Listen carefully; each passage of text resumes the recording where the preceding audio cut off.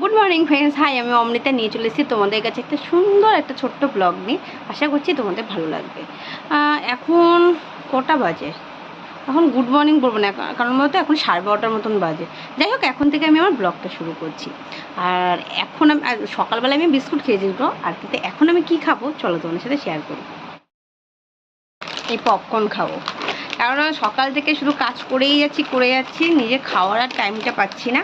তাই ভাবছি একটু পপকর্ন খাই, তারপর ভাত খাবো। তা আর আজকে কি বাজার করেছে সেটাও তোমাদের সাথে শেয়ার করব। তাই একটু ভাবলাম আগে একটু এরকম খাবার খেয়ে নিই, তারপর ভাবছি যে ব্লগটা তারপর দুপুরে খাবারটা খাবো। আর কি কি এনেছিও সেটাও তো চলো তোমাদের সাথে শেয়ার করি। বন্ধুরা, এই যে বাজারে গেছিলাম, বাজার থেকে কি কি এনেছি, এই যে একটা আমুল দুধের প্যাকেট, আর এই যে সুজি, আর এই যে বাদাম। এটা আমার হাজব্যান্ড খেতে খুব ভালোবাসে, তাই জন্য নিচ্ছি, সকালবেলায় দেবো ওকে। আর কফি করবো একটু ভাবছি বিকালবেলার দিকে। আর এই যে পাউরুটি, এটা খেয়ে যে আমার কি অ্যাসিড অম্বল হবে তাও খাবো, তাও আমি ছাড়বো না। এটা আমি খুব ভালোবাসি খেতে, এই জিনিসটা পাউরুটি। আর কিছু এনেছি না, আর একটা সাবান এনেছি। আজকে এই কটাই বাজার, ঠিক আছে। আমার কপালে এই জায়গাটা কেমন লাগছে না বলো, কারণ এটা তেল ছিটেছে। সকালবেলা হাজব্যান্ডকে টিফিন করে দিতে গেছিলাম, আলুর একটা রেসিপি। তা আলুটা তেলটা এসে এরকমভাবে ছিটকেছে না, এখানে ছিটে গিয়েছে, আর ওইখানে কোথা জানি ছিটেছে আরও, আমার জ্বলে গেছে পুরো, জানো তো। এটা বাজে লাগছে দেখতে। দেখি কি দেওয়া যায়।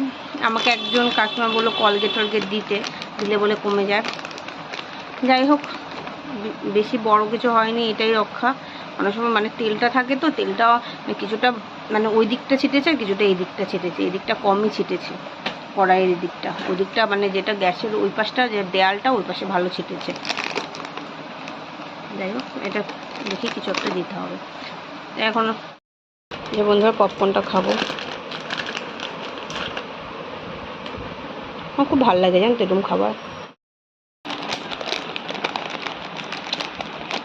আমাদের এখানে একটা আনন্দের বিষয় হচ্ছে, সেটা হলো পুজো, এখানে প্যান্ডেল শুরু হয়ে গেছে।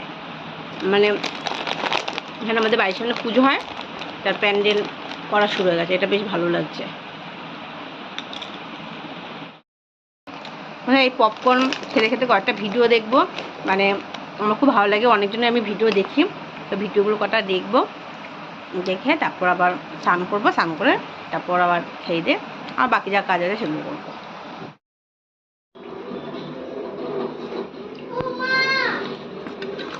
এই যে বন্ধুরা, আজকের বাজার, মাছ বাজার হলো। এই যে পাবদা মাছের কি রান্না করবো তাই ভাবছি।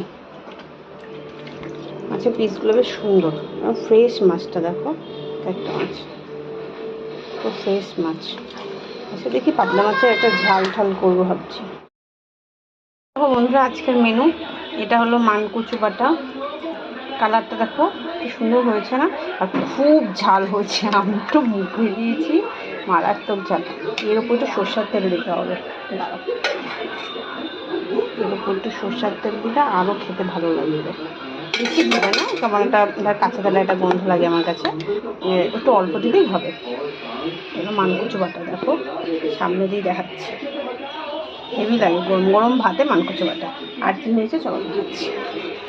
এই যে কড়াইতে আছে এটা হলো পাবদা মাছের টমেটো দিয়ে একটা গা মাখা ঝোলের মতন একটা রেসিপি। আজকে এইটাই হলো লাঞ্চ আমাদের। বন্ধুরা, আজকে সবজি ভাজা, ঢেঁড়স, আর এটা গাজর,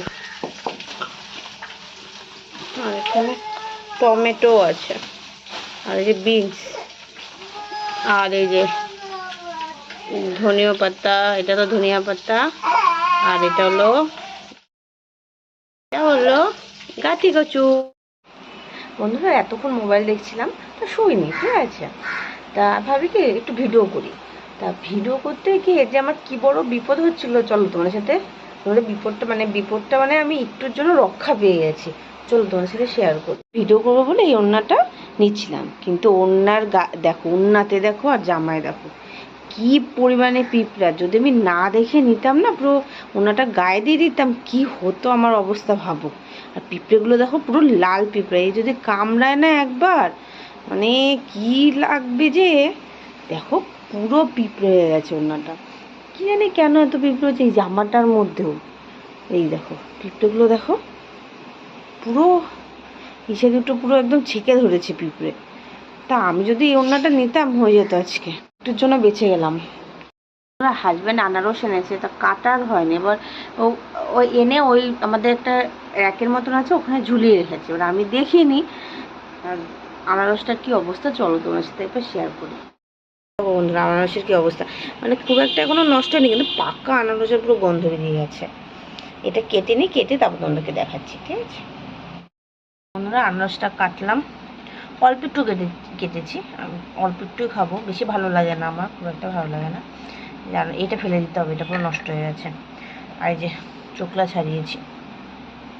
আনারসের একটা গল্প আছে, সবাই জানো। আনারস, এই যে আনারসের চোখটা যত ডিপ করে কাটা হয় তত বলে কি মানুষ, তত বলে কি আনারস চোখলা কাটার উপর নির্ভর করে মানুষ কতটা কিপটে বলে। যাই হোক, একটা এরকম একটা কথা আছে। যাই হোক আমি এভাবে কেটেছি। এরকম আবার হাতটাও কেটে গেছে, দেখেছো? ভালো লাগে একটার পর একটা শুধু বিপদ। যাই হোক এরকমভাবে কেটেছি আনারসটা। মানে আর আমি আবার তোমাদেরকে একটা জিনিস দেখাচ্ছি, সেটা হলো এটা আমি না আমার শ্বশুরবাড়িতেই শিখেছি। সাধারণত মাংসের আলু তোমরা কেমন করে ভাজো সবাই জানো, তুমি করে ভাজো, কিন্তু আমার মানে শ্বশুরবাড়ির লোকেরা কীভাবে ভাজে বা আমি শিখেছি কীভাবে, তো আমরা মাংসের আলুটা না এরকম কড়া করে ভাজি, সে চিকেন হোক মাটন হোক, মানে বেশ ভাল লাগে তাহলে খেতে, জানো তো? আমার ভীষণ ভালো লাগে এরকম কড়া করে ভাজলে। এটা এই যে দেখো কড়া লাল লাল করে বেশ ভাজলে না, বেশ আমার ভালো লাগে আলুটা খেতে। আর এখানে চিকেন বসিয়েছি, এই চিকেনটা এখন রান্না করবো। এটা আজকে আমার রাতের মেনু আজকে।